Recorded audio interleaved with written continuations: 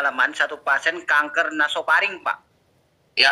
Oh, Bapak terapis menolong dengan menggunakan minyak paras, bukan Bapak yang sakit berarti.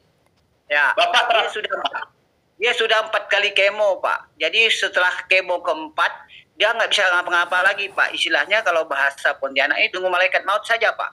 Ya. Ya, dia air aja nggak bisa telus. Jadi istrinya datang, konsul dengan saya suruh pakai paras, Pak. Ya. Ya, kemudian 3 hari kemudian, dia terbuka mulutnya, Pak. Kemudian dia bisa minum 1 tetes air, 2 tetes air, Pak. Ya. Nah, jadi kemudian saya suruh pakai balur setiap hari, balur setiap jam, Pak. Ya. Ya, matanya sudah menonjol, Pak. Dia sudah bengkak, Pak, kiri kanan di lehernya, Pak. Terus? Ya, setelah dia balur seminggu, Pak, dia sudah bisa minum, Pak. Minum pelan-pelan, Pak. Setelah dia balur dalam 1 bulan rutin, jadi waktu itu setelah 1 minggu dia balur, dia sudah bisa minum, Pak. Bapak bantu balurkan atau si pasien balur sendiri di rumah? Dia balur sendiri, Pak. Saya memang kasih dia petunjuk dan dia sudah konsul dengan saya suruh dia balur, Pak, setiap jam. Ya.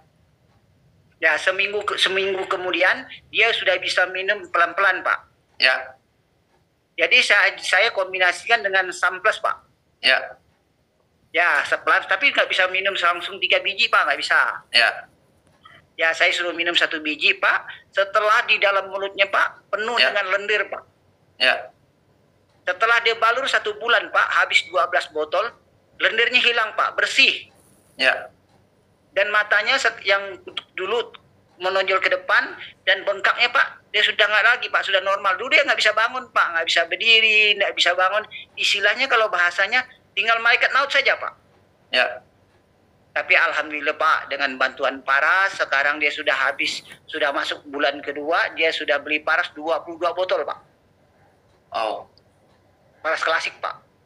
Ini kenapa dia datang ke Bapak ya? Kan penyakitnya berat sekali, kan harusnya ditanganin medis ini dokter kan, ditanganin rumah sakit kan, penyakit nasofaring ya, nasofaring stadium 4, kanker nasofaring stadium 4. Jadi begini, Pak, dia kemo ke-4 kali, dia nggak bisa ngapa-ngapa lagi, Pak. Air pun nggak telus lagi, Pak.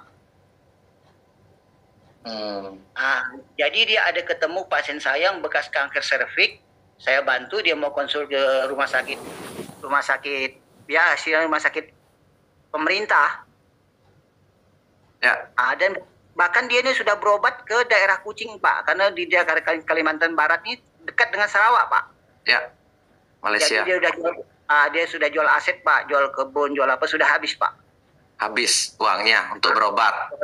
Ya, sudah habis berobat, Pak. Jadi dia pakai BPJS, kemo ke-4 kalinya, Pak, memang sudah drop, Pak, sudah tidak ada harapan lagi, Pak. Ya. Kebetulan dia konsul ke-4-nya di rumah sakit itu ketemu seseorang ibu.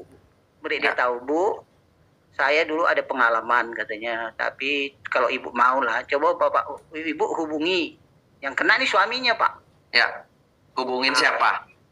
Hubungi Pak Haris katanya, Pak. Hubungin Pak Haris. Jadinya Bapak sendiri yang namanya Pak Haris.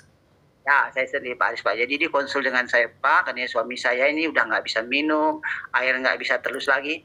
Jadi bagaimana jalannya, Pak, katanya. Jadi saya bilang, Ibu, bahwa saya terapi dulu, setelah itu Ibu melanjutkan terapinya, pakai minyak paras saja. Iya, Bu, iya katanya, dia pun katanya dengarin minyak paras ini bagus, Pak, dari FB lah istilahnya, Pak. Facebook? Dari Facebook lah, Pak.